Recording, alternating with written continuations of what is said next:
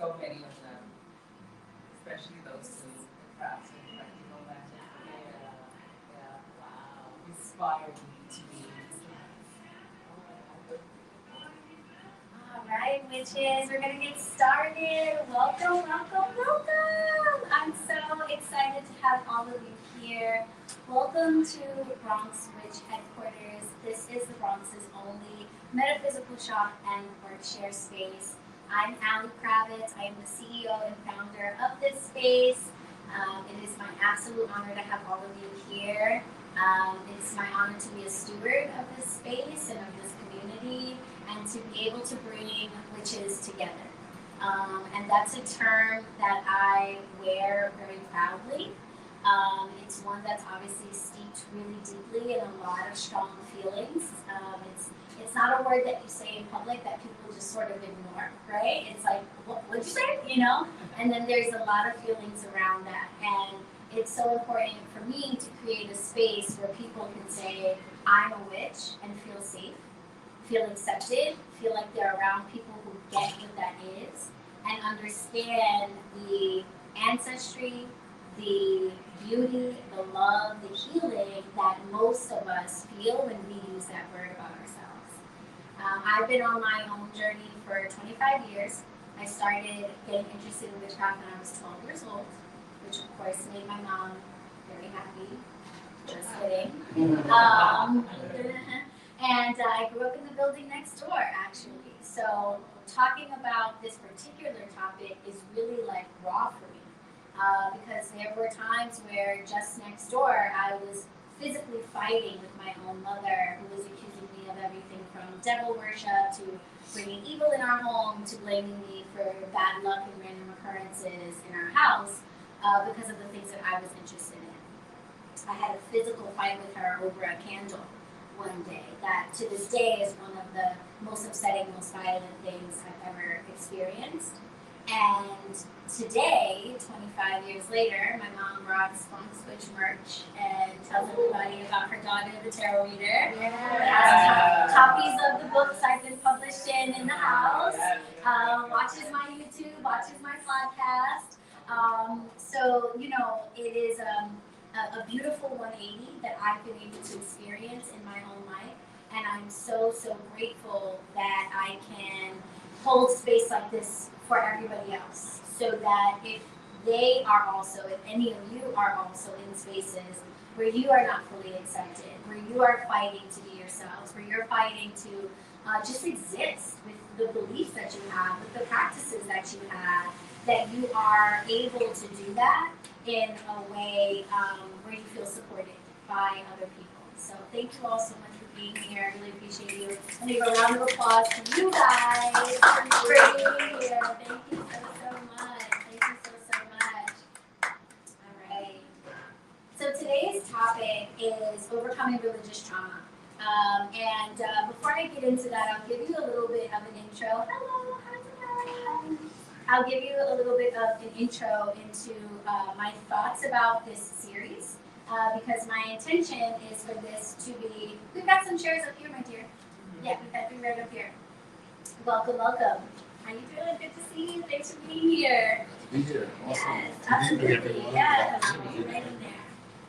Yeah. So, my thoughts behind this series is that we would have, TED Talks for witches. I've often seen TED Talks, if you guys are familiar with these presentations, that serve to bring education and exposure to the community, like all different walks of life come and give TED Talks on all different types of topics. And I feel like a lot of us as practitioners could use a space where we can maybe learn a little bit more, hear about things that we're interested in, but not necessarily take a full class, or not be like limited to just like, YouTube, which can sometimes be entertaining. Witch talk, not on TikTok, but I hear it's a wild place. And I don't know that the information is as accurate as we would like it to be.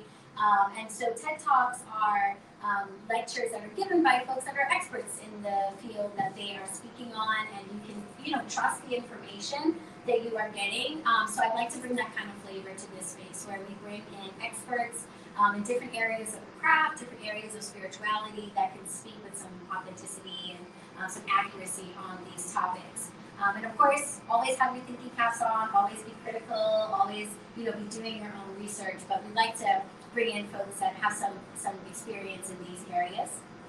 So that brings me to me and my topic, overcoming religious trauma.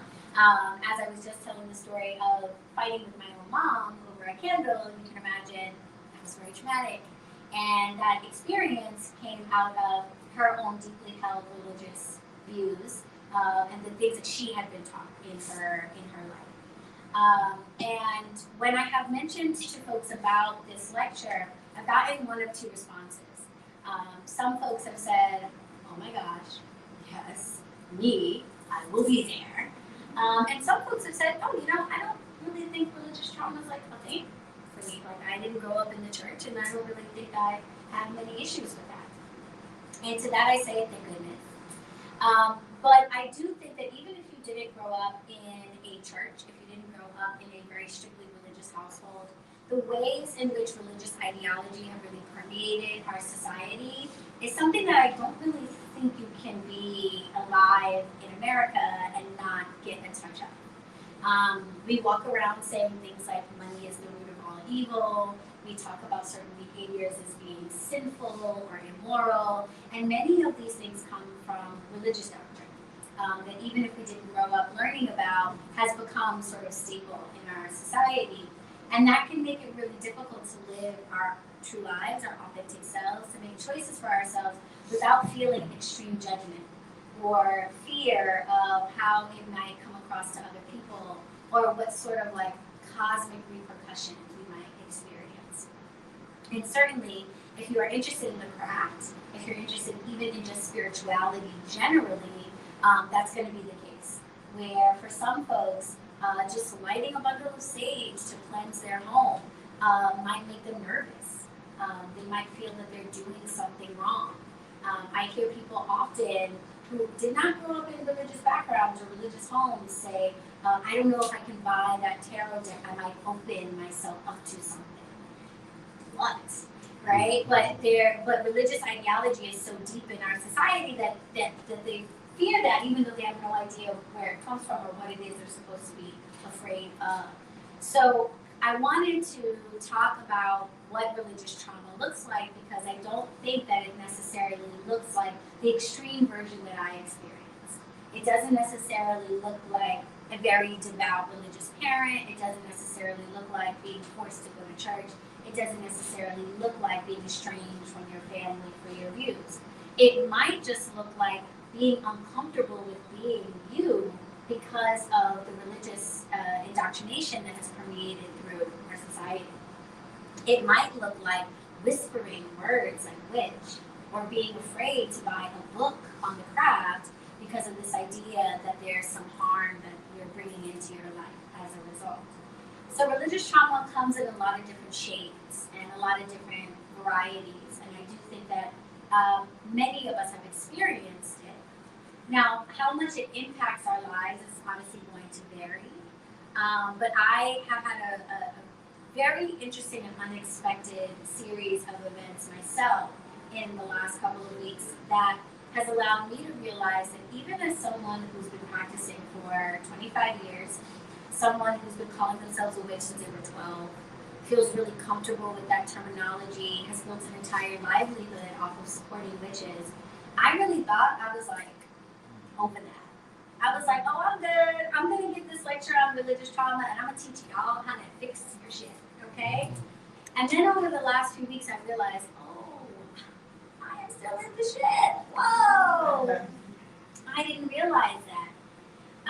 And this has been shown to me over the last few weeks as I have been kind of reconnecting in my own relationship with Jesus Christ and with the Bible and with God as a whole. And realizing that there were things that, even at my big old age, saying things like God, talking about the Bible, speaking about Jesus Christ, kind of like gave me the ick. And I didn't really know why. And when I sat down to start figuring out why talking about these things made me uncomfortable, why I wanted to say universe or spirit instead of God, why I wanted to connect with a saint or Hecate instead of Jesus, I realized it was because my experiences with the church, the Christian church in particular, with folks who claim to like gatekeep God and Jesus were not good ones. And I was still hurt. I was still hurting. I was still in pain because of the way people had judged me, discriminated against me, not wanted to work with me, not wanted to associate with me, not want their children to come to my home, and all of these types of things. And I came up with an analogy last night in my live. Just go with me. It may not be the best analogy, but it's what I got. Y'all know what sancocho is? Okay. All right. So anybody don't know what sancocho is? Yes. Okay. That's fine. Yes. Listen. Folks in the room probably give you a much better description than I can. But basically, it's the greatest thing you've never had. Okay. Get a cup of it as soon as you can. But sancocho is a fantastic soup, basically, right? And it's got the kitchen sink in it. It's got everything in it. It's got different types of meats and veggies, and it's got a yummy broth. And if you've got a hangover, it's gonna take care of it. If you've got a cold, if you've got a tummy ache, it's that soup, that feel-good soup, right? And there are many ingredients in it, and one of them, at least in the versions that I have had, is usually corn. And usually a whole corn on the cob. I remember the first time I had it, I was like, this is like a whole corn on the cob in this soup, right? But it's fantastic, and it adds this little pop of sweetness. And the sancocho would be good even if you didn't put the corn in it. But that corn is like this wonderful little surprise that's in it that really kind of makes it for me. And I realized that when I look at spirituality and I look at all of the different things that I've been exposed to, imagine if someone gave you a bowl of sancocho and everything in it was delicious, but the corn was bad. The corn was poisoned. And you went around for the rest of your life always asking for your sancocho, no corn. Because someone one time gave you a bad batch of corn and it never sat right with you. So you wanted the soup, but that corn was bad, and now you're so afraid that you're always going to get bad corn that you just get it without, and you're never experiencing the whole totality of what it could be. I realized that's what was happening in my spiritual practice. I was leaving out Jesus, I was leaving out the Bible, because somebody had given me a bad batch. Their interpretation of what Jesus is all about, what the Bible is all about, was hurtful to me. So everywhere I went, I said, I'll take the saints and I'll take the angels but please, leave out the Jesus, leave out the Bible, because I got a bad batch one time and I've never gotten over it. And recently, I've been re-exposing myself to Jesus and the Bible, not made by the people that made the first batch, but just on my own. And I've been adding that to my soup. Maybe it's everything I needed it to be. There's a whole experience that I'm now having that I've been missing out on for so long because someone once gave me a bad batch of corn in my soup. And so religious trauma can do that to us. It can make us push away things that ultimately would only make our spiritual practice and even our magical craft that much fuller, richer, more whole, more satisfying. But we're giving ourselves 75% of what it could be because someone once gave us their version of one of the key ingredients, and that version hurt us really badly. So overcoming religious trauma is first realizing that what you think you know about the God, the religion, the practice that maybe you were first exposed to was somebody else's version of it. And that's not necessarily representative of what it truly is. That poisoned batch of corn is not what corn is all about. And so overcoming religious trauma looks like reintroducing yourself to many of the concepts that might give you like an awkward, weird feeling today. I think that for witches, for readers, for healers, for the spiritual, when we start to walk down this path, we often feel like we have to reject the things that we were first exposed to in our lives because they don't feel like they're in alignment with where we're at now or where we're trying to go. But what I want to share with you to maybe consider is that the reason why that feels out of alignment is because it was just a bad batch. And it might actually be perfectly in alignment with everything that you want to be in this world and everything that you believe in, as long as you get a good batch of it. And so for me, that has looked like reading the Bible on my own, doing independent research rather than perhaps attending services where someone tells me what parts to read and what to think about it. What it looks like is sitting down at my prayer altar and asking Jesus to give me signs and give me answers, rather than going to someone else and asking them what they think Jesus would say about this or that. And what has happened as a result of me doing that, my own genuine connection with these things, is that it's been really transforming my life and my craft.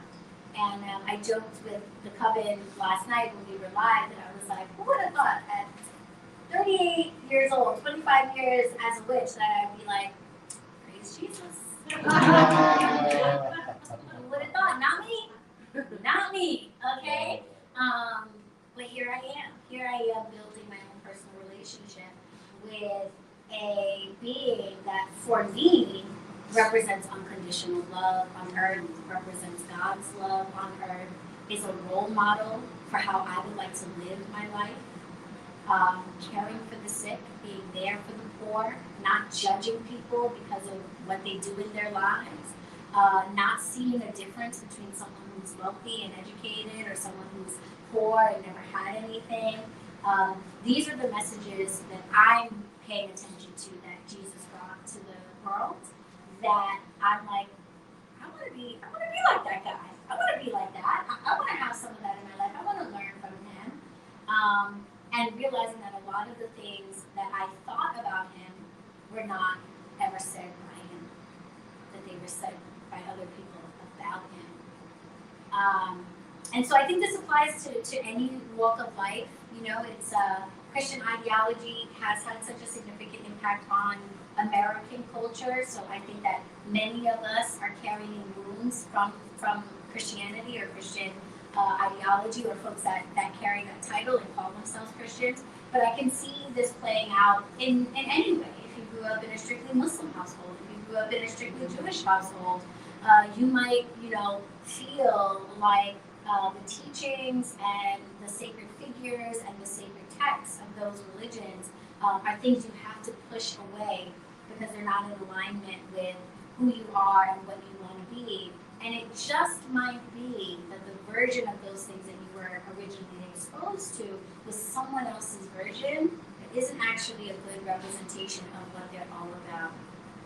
And so, it's a little bit weird for me, but here I am, a witch, telling all of you witches, go read your Bibles. Go pick up your Torahs, go flip through the Quran one more time, but circle back around to the religions that you have considered to be harmful to you, and maybe do it with a clean set of eyes and say, let me look at this myself.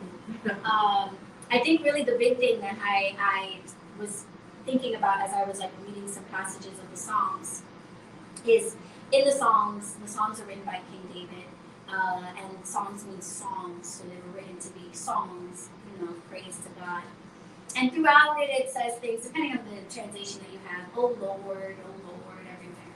And me growing up as a child of the African American South, when I hear oh Lord, I think Jesus. So I don't typically even say something like praise the Lord, because I think Jesus. And I'm reading this and I'm realizing that King David is saying, oh Lord, oh Lord, oh Lord. And I'm like, wait a minute. King David was writing these songs hundreds of years before Jesus was born. He was not talking about Jesus when he was saying, oh Lord. He was talking about the Creator. He was talking about God the Father. He was talking about the energy that Jesus called his Father. And that was a huge shift for me, to realize that much of the Bible is not actually about Jesus. It's just about God in general. And that those who call themselves Christians or align themselves with that text talk about the Bible as if it's all about Jesus. And that these are Jesus' words and Jesus' rules, and that in order to be in alignment with it, you must accept Jesus as your Savior, and all of these things. And I started to realize, but no, actually, that's not accurate at all. These are just covenants between humans and God. These are promises that God made to all of us long before Jesus was a thing. He said He would provide for us and take care of us in our sickness and give us comfort if we had faith, if we asked for these things, if we treated others kindly and walked with righteousness in our heart, then we would have access to these promises. And they have nothing to do with Jesus and nothing to do with the religion of Christianity, which also didn't come until hundreds of years after most of these things were written. So I think that the skills that you are all learning as practitioners, to think for yourselves, to carve your own path, to make choices from your own heart, to align yourself with people that are like you, to not follow rules and dogma just because somebody else said to do it. These are great skills that you have developed, and you can now take those skills and go back to something that you were first exposed to years ago and see it in a different way, analyze it in a different way, and perhaps walk away with some different conclusions now in life. So that is my presentation on overcoming religious trauma. Those are my thoughts on the topic. And what I thought might be nice is to open up the floor for a few minutes to anyone that would like to share any thoughts or ask any questions. I'll do my best to answer them, but perhaps you have any thoughts you'd like to share. And we are live with our virtual coven, which I encourage all of you to consider joining. It's a space where we talk about spellcasting, we talk about folk saints, we talk about classes that we're taking in the portal, and it's a great way to connect to the 123 witches that are in that space now. So if you're looking to find folks, the coven is a place for solitary witches that are looking for community. So. Yes. Thank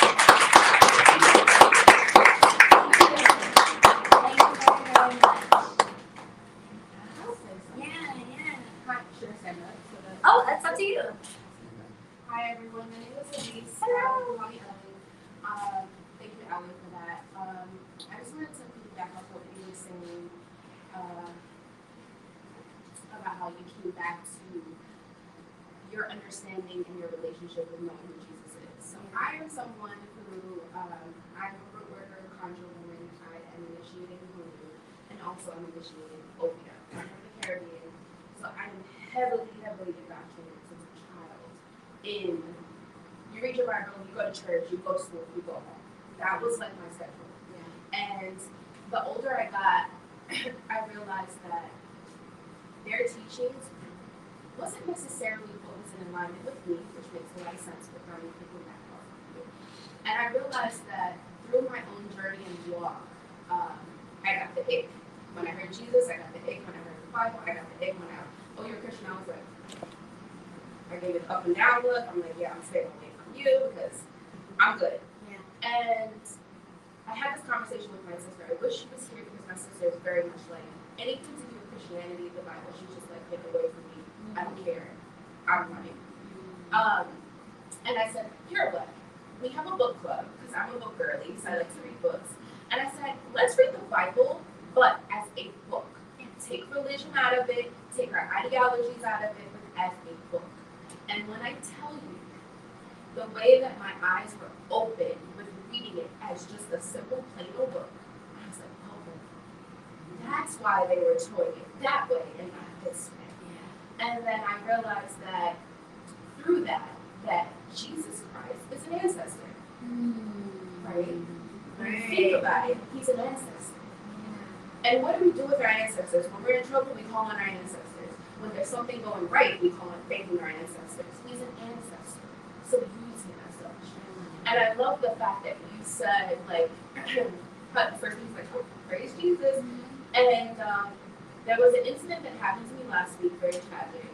Unfortunately, I don't know if everybody's in the Bronx, but a young man was shot literally in front of my building. And I ran out to help. And I have abilities where I can see, I know, I hear shit, so I'm one of those girls. And in through that, I was praying, and I was like, the first thing I said was, Jesus, please save him. Do not let him die on this pavement. And I saw La Santa Muerte show up. I saw Saint Gabriel show up. And I saw certain spirits show up. And I said, okay, they're going to take him. And in that moment, I'm calling Jesus. And he's sending other spirits that are demons and not of God. And you shouldn't call on them. And I said, even in that moment, that was so tragic. He showed up with what resonated with me. And I said, that's why I wanted to stand up here and talk to you guys, because follow your own journey, your own path, but what makes you light up, because it doesn't necessarily have to be a Christian way. I literally called on Jesus and I saw something. So I want to thank you for having this. Alex, please come out, because I know you need this. I wasn't going to come, but I'm here, and I'm thankful for your presentation, because it shows that I'm not alone in my journey. I'm not alone in my healing. I'm not alone in moments like this. There's other people that are struggling through feeling like I grew up a certain way, and now this is where my spirit is leading me and taking me. And if I don't do it the way that I was taught, then it's wrong. Picking up a tarot deck is not opening any doors. Lighting Palo Santo is not opening. Is anybody possessed right now? Yeah. No. Right? So I want to thank you for. It was just kicking in. Yeah, right. Well, what do you mean? Say yes with a smile on their face. But I want to thank you for this moment, this opportunity, and opening up a space like this for spiritualists and witches and people that are just trying to find their way through how they grew up. And I want to thank you for being strong and having a presentation like this and reaching out to the community and opening up a space where we all feel safe and we feel welcome and we can mingle. I mean, I met a Regina and a Georgina. Like, come on, let's have I know, right? Where do you find that at, right? So I just want to stand up and thank you, because I know you're going through a transition, and I want to say that you are so brave, and that no matter who you pray to, no matter who you call on as your ancestors, that you are on the right path, and we thank you for moments like this. And I just want to give you your flowers in your face, on camera, on live, because you deserve it. And I pray that my spirit help you on your journey, because this is what we need. We need rooms and spaces where we feel safe, where we feel welcome, and that it's open and we can just be ourselves. So thank you, Allie. I appreciate you. I love you, and all the best. That's all I'm Thank gonna you, say. Ellie. Thank you for coming out, my love. I really appreciate that. I receive all of those kind words so deeply. And you know, the two things you said really resonated with me. One about the transition, because I've gone through several transitions over the last few years. I've got a divorce, and things have been thinking. Life has been lifing, right? But the transition that really feels appropriate to talk about right now is just this space, which only a week ago was filled with books and crystals and candles and could not have held this event. And so thank you to Ellie and to Mike and to all the folks that have come through and shopped and made it possible for me to switch this place around, because if you guys didn't show up and shop and buy those things, I would have been struggling through that transition. But you guys helped me and surrounded me in the shedding that I needed to do of the old version of the space. So I thank you for like taking on that energy a little bit, you know, and being like, you gotta shed it on, no problem. I'll lift that layer up off of you. So I thank you guys so much, which this is only gonna encourage you to do more shopping, I'm sorry. Because now I'm telling you that like you're saving my life. Are you sure you don't want to buy one more book? I know, but laying it on thick, I'm like, yes. But really, clearing the space out has allowed for this. And Spirit was telling me, you know, the products are wonderful. Yes, we need a shop, and I promise we will have one again with your support. We will have a physical shop again, okay? But for now, this is the real medicine that we need. This is the type of community that we need. This is where this space can really do for all of us. The products are important, obviously, they fulfill us in a different way, but I don't think they compare to this type of fellowship, this type of community, collectivity that we can have. And then the other thing that you said was about Jesus sending La Santa Muerte and the other saints and angels that you saw, because the message that I got from Jesus was very similar. Yeah. He, in my prayers to him, helped me to understand, I never said I was God. Yeah. I never said that. I said God was my Father, and that we are all children of God. Some other people decided to put me on that pedestal.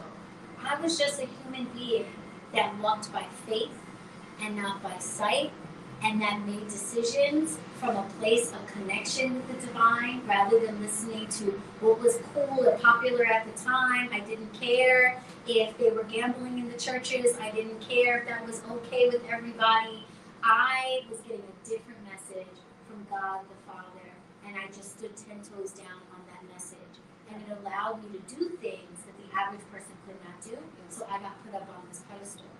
But he is just one of many energies, whether contained in human bodies or not, that have come to this earth to be examples and role models, I think, to the rest of us, of what it looks like to live a life in alignment with the divine, and to live a life of faith, and to carry love, not just as something that we do because somebody made us feel good or is deserving, but is the state that we're in, just a state of being of love, where every person, homeless, drug addicted, struggling, a different political party, that we treat them all with love. That I think that's ultimately what all of those figures, Jesus, Buddha, Allah, Shiva, they all are teachers, role models of what it looks like to live a life that's in alignment with something that's bigger than all of them. So I think that's beautiful that you had that experience, and Jesus was like, I'm gonna tag in my homie La Santa. You know, that's her realm, you know what I mean? I'll holler at you to bless like the cakes and ale or whatever you need me next time. I think that's beautiful. So I think that's beautiful. Thank you for sharing that. Oh yeah. Any other thoughts you want to share? Don't be shy now.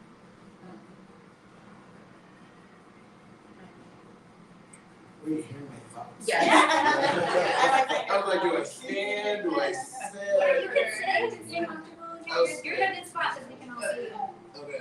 Let me just get in this little corner. Yeah. Itty bitty corner. Thank you. My name is Mike. Once again, thank you for having this space.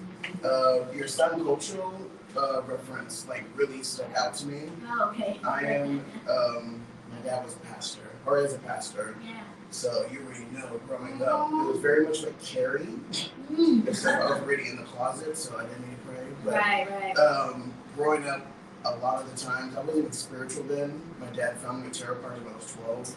And he was like literally like ripping it in my face. Like, how do you like that demon? I laugh about it, but it is trauma. But Yeah. it's kind of funny because It's so painful. it is. But yeah, when I started my spiritual journey like a few years ago, I started off like with Madonna, eventually working my way up to like La Santa Muerte, so I'm a devotee to her. Eventually, I work with a lot of spirits, by the way, let's just throw that out there. Yes, Deity Hotel.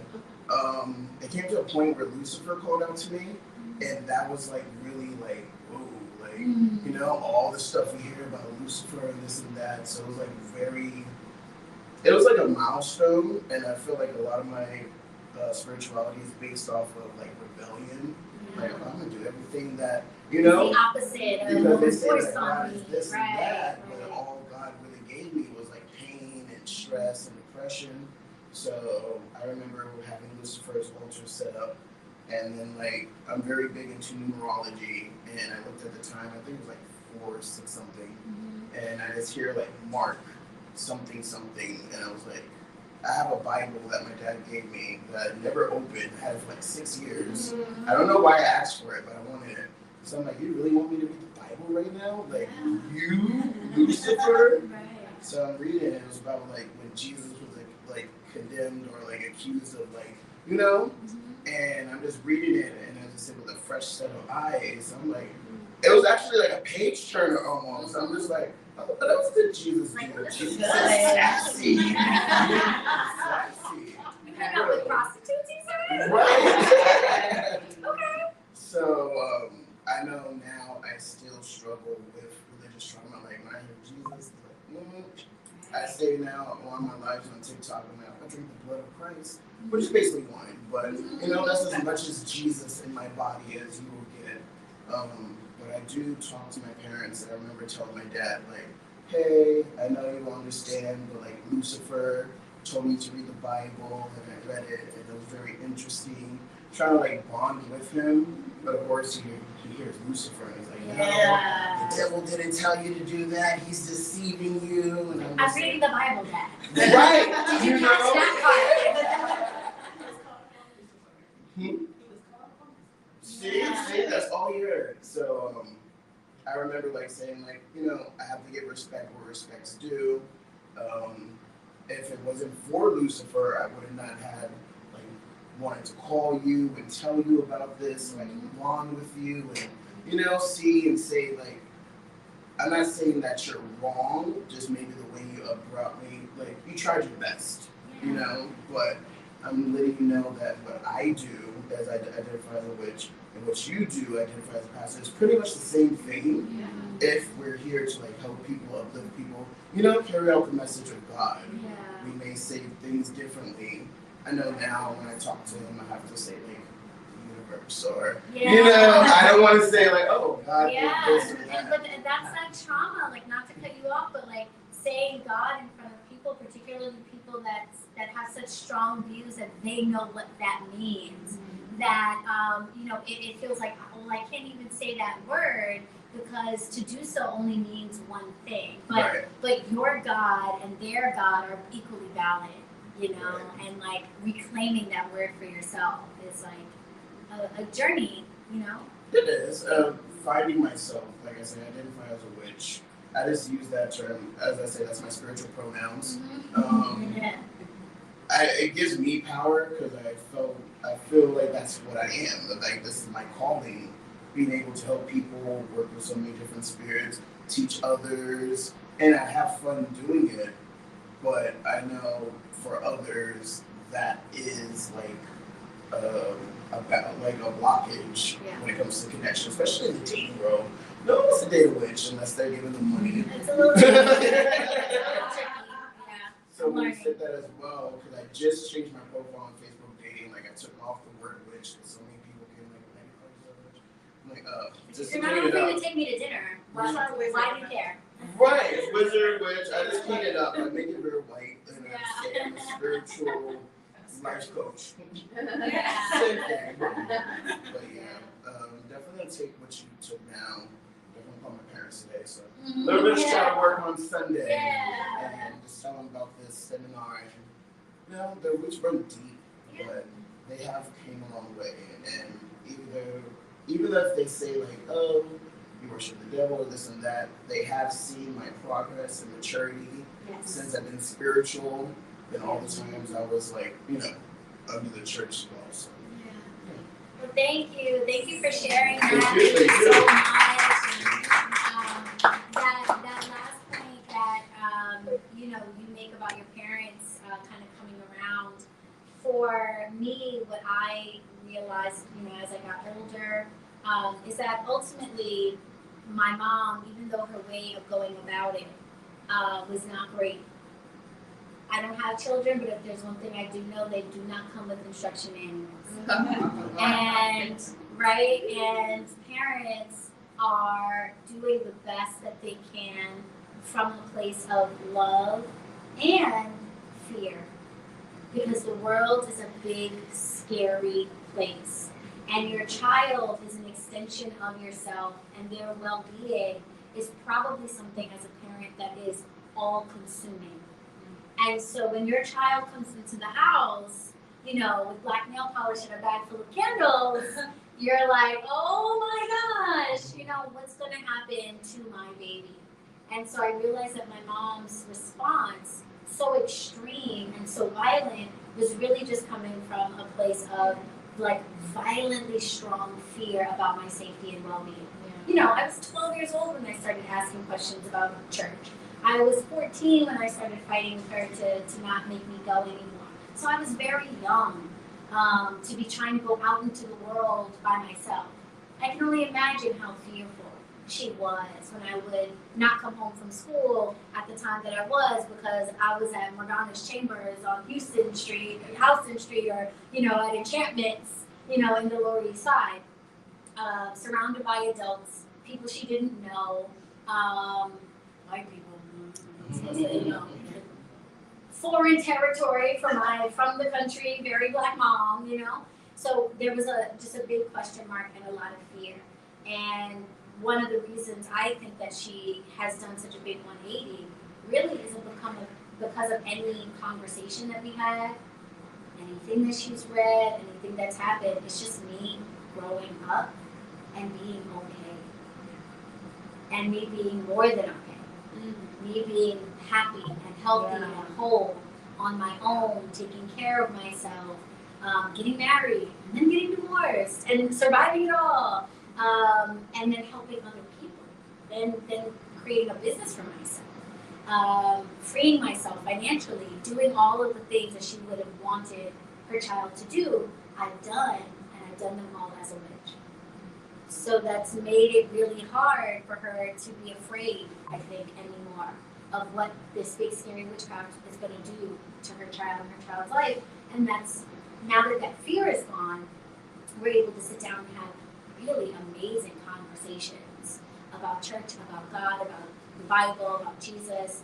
And, you know, she's my mom and aunt blew my mind, literally blew my mind, because, you know, I'm thinking, and parents, real selective memories. Real selective memories amongst the parents. I don't know what the memory gene is, but my mom is like, we fought over a candle. I'm like, you beat my ass over a candle. It's fine from life. And she's like, oh my bad, I didn't know that happened. But so that person who literally, like, you know, MMA fought me over a candle. My mom and aunt are sitting in the kitchen, and we're just chatting. And my aunt goes, "Do you make candles at your shop?" And I was like, "Well, we're not like Bath and Body Works. They're not like scented, like, you know, I'm thinking, you know, you want a lavender candle or something." And she goes, "No, like a healing candle, some prayer candles." And I was like, "Are you serious right now?" And I was like, "Yes, I do. That's like my job. That's what I do. I do that." And she's like, "Can we get a couple of those candles?" And I was like, "Yeah, sure, no problem." And then that was my mom, and then my aunt in the back. She's 84. She's got Parkinson's. She's got a tremor. She's in the back. She's all trembling. She goes, "Do you have any healing oils?" And I was like, "What? What are you talking about? What do you mean?" If I brought that into the house, you know, 20 years ago, it would have been World War III, and now you guys are asking me to like anoint you with oils and bring you prayer. So the thing that I tell folks, we do have some younger customers that have come in, and you know, in that place where they're living at home with their parents, and I can't light a candle, I can't bring this book home, I don't know what to do, and I wish I had like better advice that I could give them, but really all I can tell them is that, like, live your life well. Live your life well. Take good care of yourself and good care of the people that you meet, and over time, your parents will see that you're going to be okay, and that the things that you are interested in are not only not going to harm you, they're actually making you a better person in the world, a stronger person, a safer person, a happier, healthier person, and really it's only then that you're going to be able to sway your parents. Everybody else, maybe you can, you know, sit them down, give them a book, but at the end of the day, your parents are going to be where they're at until they're sure that you're okay. And that's kind of the only thing that you can do in that regard. So, any other share mine. Thanks, Cara. Hi. Stand up. Yeah. So mine was a kind of similar and different. So my mom's not here anymore. So India and I became a DK because she's a deacon in India. Mine, I realized, and I'm still realizing that my trauma comes a lot from jealousy. Because my whole life, from what I can remember, my mom loved God first, Jesus first. It always came first. Like she missed my prom because she was, church. We would go to revival. Like I was the kid that was at revival. Like she dragged me there to church. I even preached a sermon when I was 12. Like I was really into it, and it was hard because like I was also the baby, so I was the last kid. And so for me, I felt like she didn't have the energy or time for me, and then you couple that with the love of God, which, in retrospect is awesome. But for me, it was just like, okay, so I'm the last one, the unthought of one. You know what I mean? I'm the baby, so I can't do anything more. Like I try to do everything perfect. So that's why most of my journey has actually pretty much all of it has taken place since she passed.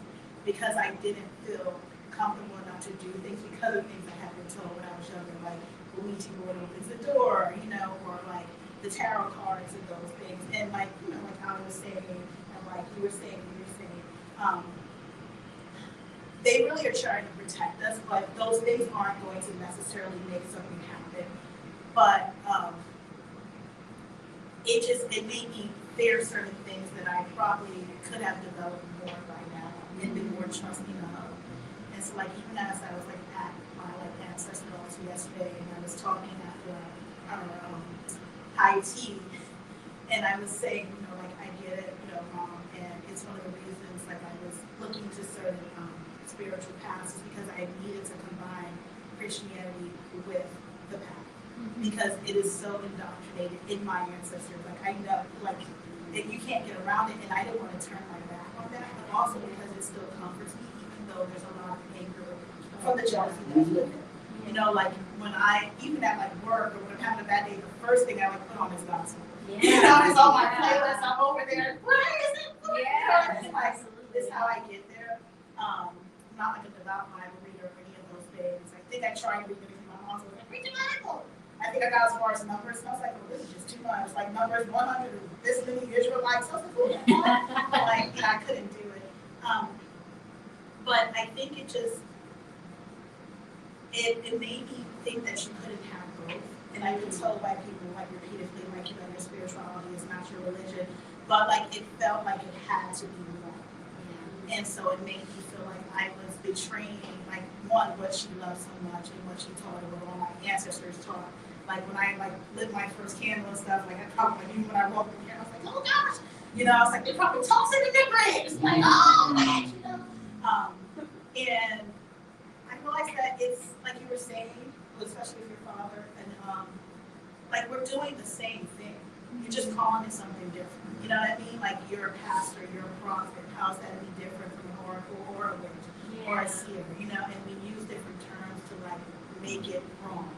And then the Bible, besides being written by men, and no offense to the men who were here, it was written to like downgrade certain things and to take away our inherent power. And so like I'm on my journey to find it again and being okay with finding it and still giving myself permission every day that it's okay. Like I kind of look because I have like images of my mom, my grandmother. I kind of look at them, and at one point I thought my mom kind of raised her eyebrows or something, but that could have. I'm also nearsighted, so that could have just been me. And I was just like, okay, like this is what I'm doing now. I kind of wish I could have felt more comfortable to do it when she was here because I just felt like it was so against what she taught. But I know that even until when she passed, she was so in love with God and what he represented, that she wasn't afraid. You know what I mean? Like we're flipping out, we're upset. I'm hoping Dr. House will come by and figure this out. You know what I mean? And like she was just upset because she didn't get to finish what she wanted to finish because she had a whole plan about what she wanted to do. And I remember saying to her yesterday that it might not be my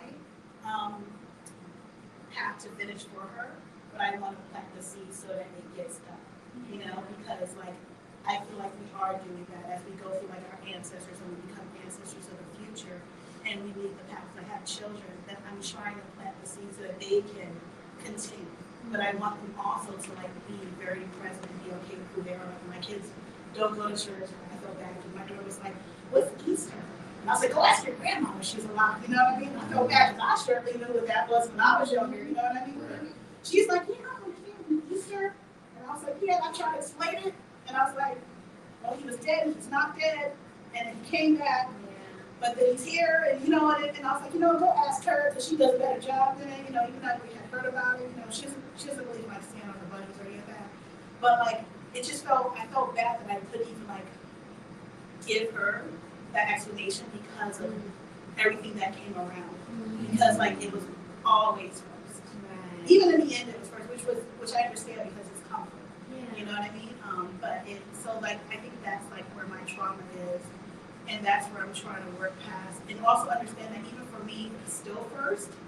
Yeah. But like I'm kind of in denial about it because I'm like, now I'll do it on my own. I'm gonna be new, you know what I mean? I'm gonna figure it out because I'm rebellious, But I normally like a low key rebellious because you're not gonna see it in your face. I'm just gonna do things my way, headstrong.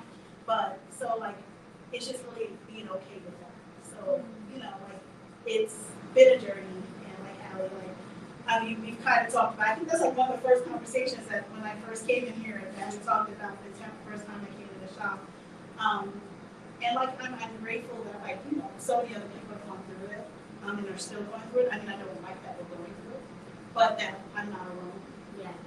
Because you feel alone, and you feel like you're going to go to hell, and then now when you think about it, like, is it really going to hell? But that's a whole nother witch talk. Yeah. I'm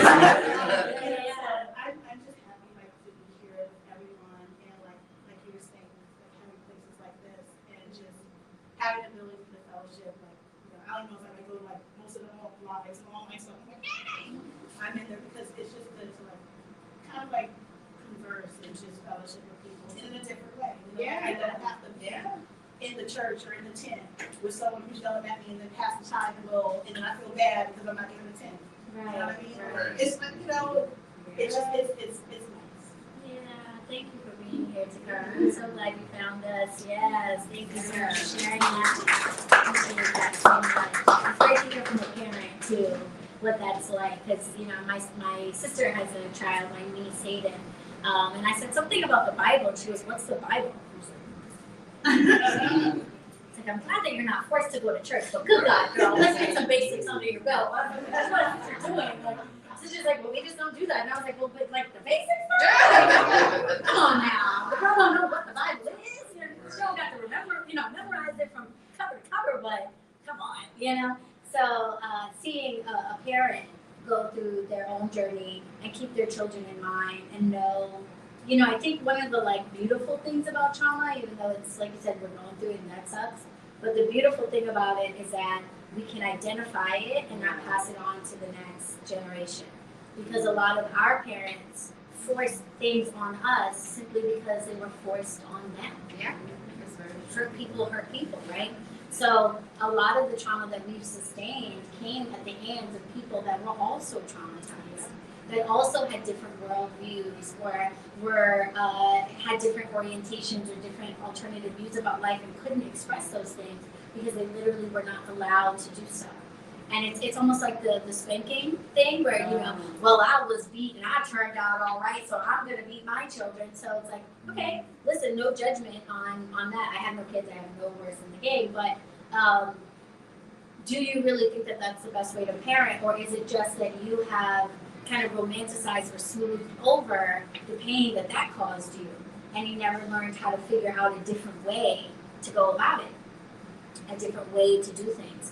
So much kudos to the parents that are learning a different way to parent, and maybe doing it in the process and being able to be like, look, I'm literally learning this right now and figuring this out right now. And as scary and challenging as that may be, I think ultimately your children will benefit from that. That you didn't just repeat things and force things on them because they were forced on you. That you're thinking critically about whether or not these things actually fulfilled you and brought good things into your life. And if they didn't, maybe there's a different way.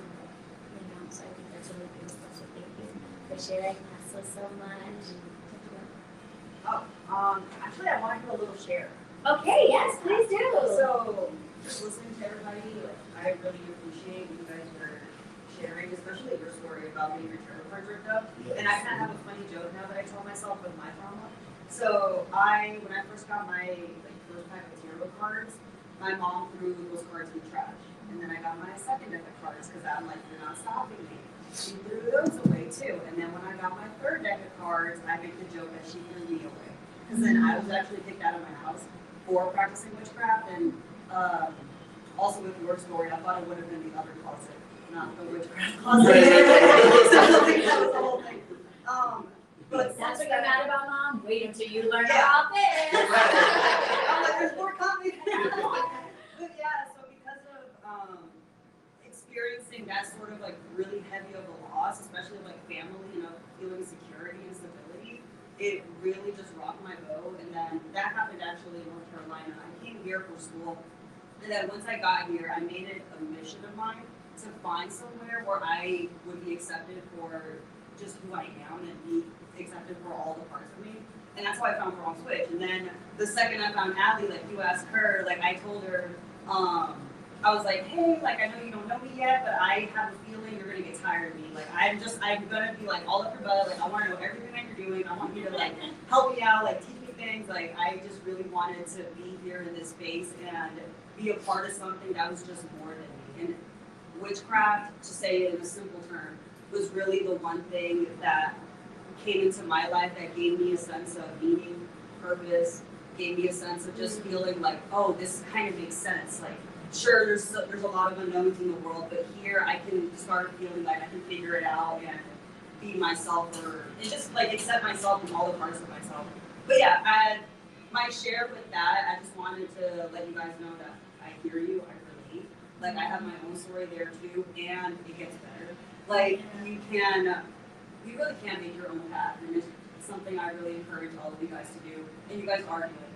But yeah, it's just really awesome to be here and to I'm sitting in this room and listening to you guys talk, and I had the thought of just wow, this is a long way from being that solitary witch by myself, with nowhere to go, and now I'm in this room with all of you guys and feeling just all the love and the energy here. And working at a witchy shop. Yeah, I'm working at a witchy shop. Running an oven. What was that?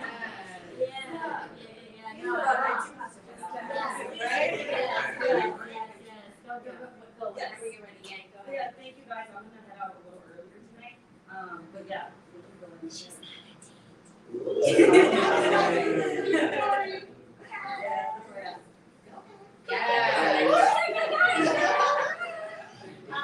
yeah, thank you so much for sharing that. I've joked with Nori when she first shared her story. I was like, that has to be a book or a movie or something like that. That you literally get, kicked out of your home for your practices, and then you go away to school and you find a witchy shop, you start working in one, and all the things that you ever wished that you could have, you now have. And I feel like that's a story that so many people can relate to, even if they didn't get kicked out. Just having your family, your friends, your coworkers, the people around you really just not get you, that extreme of an extent, that you either are removed from the space or have to flee. And I very much want to see a world where that is no longer the case, where people can understand that there are many paths to God.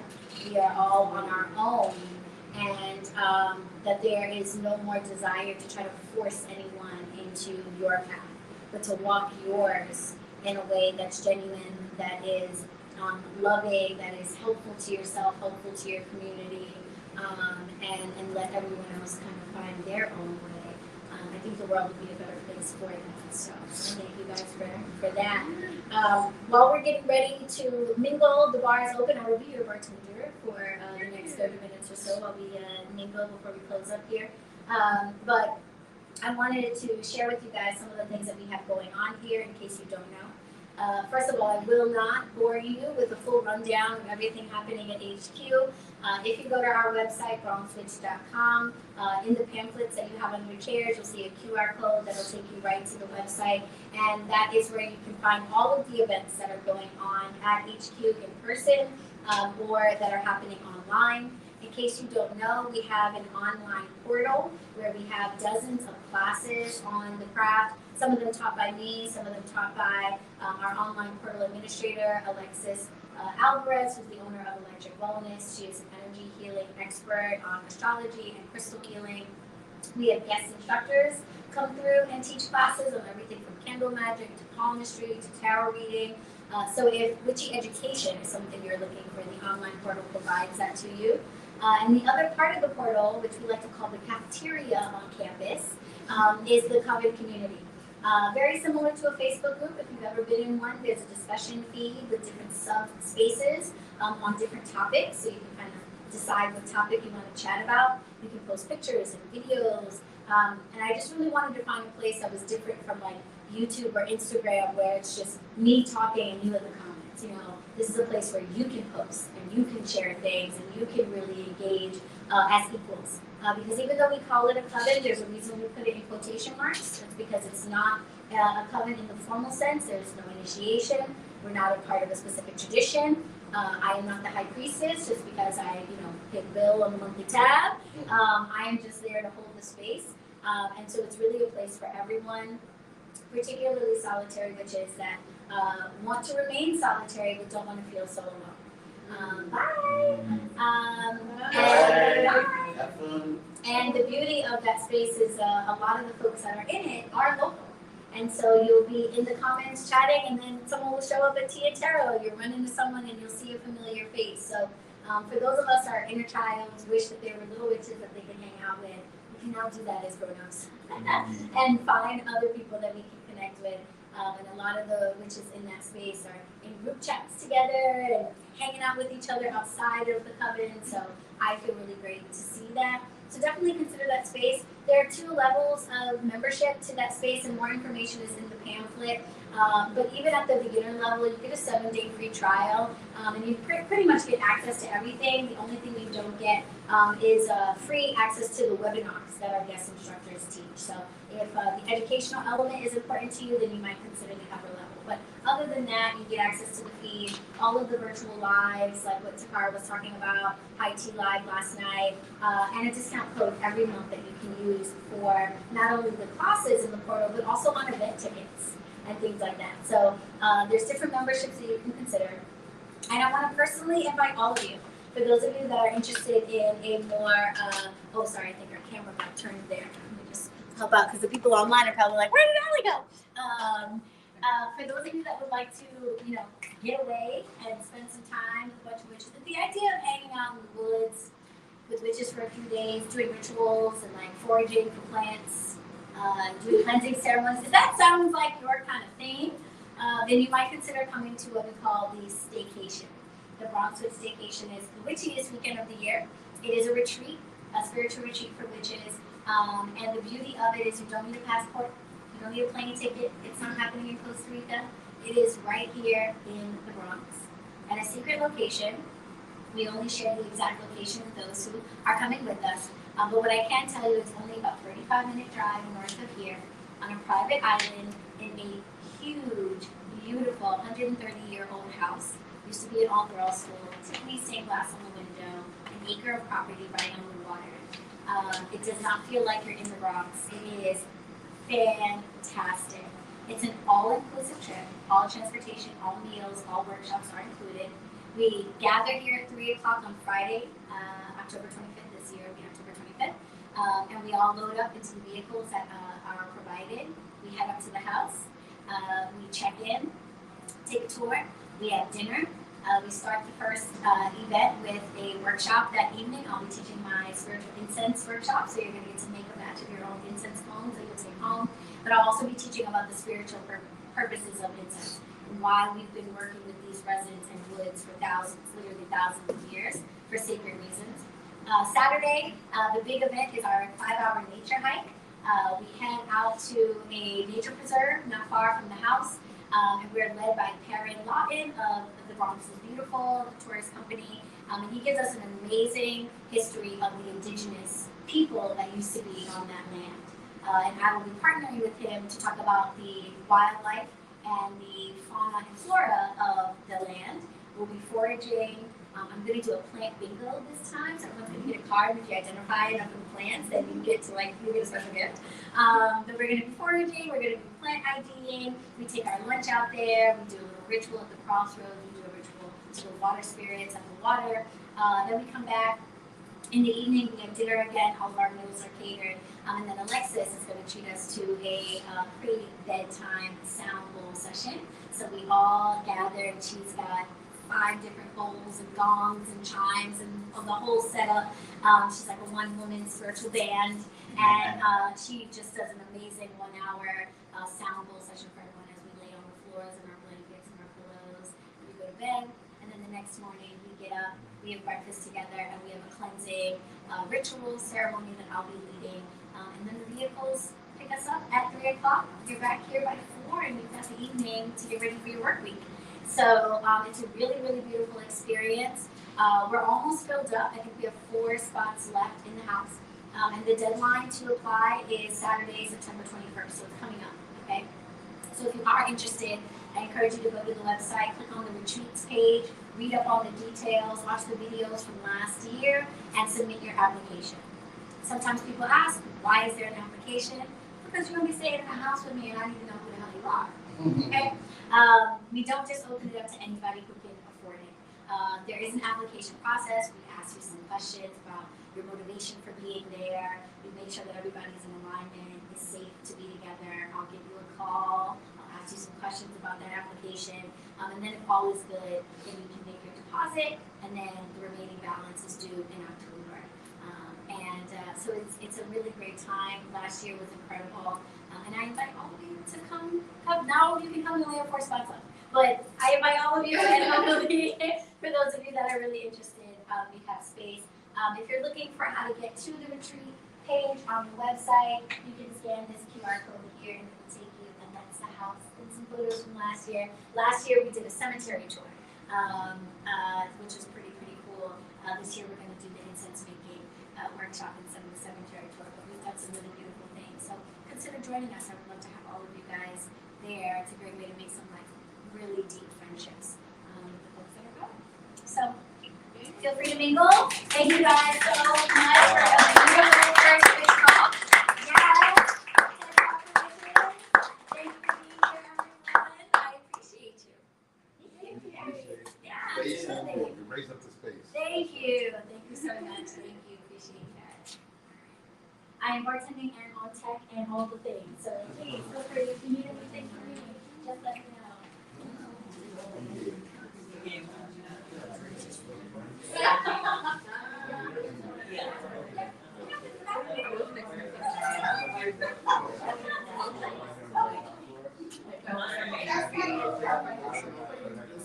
Oh, that's fine.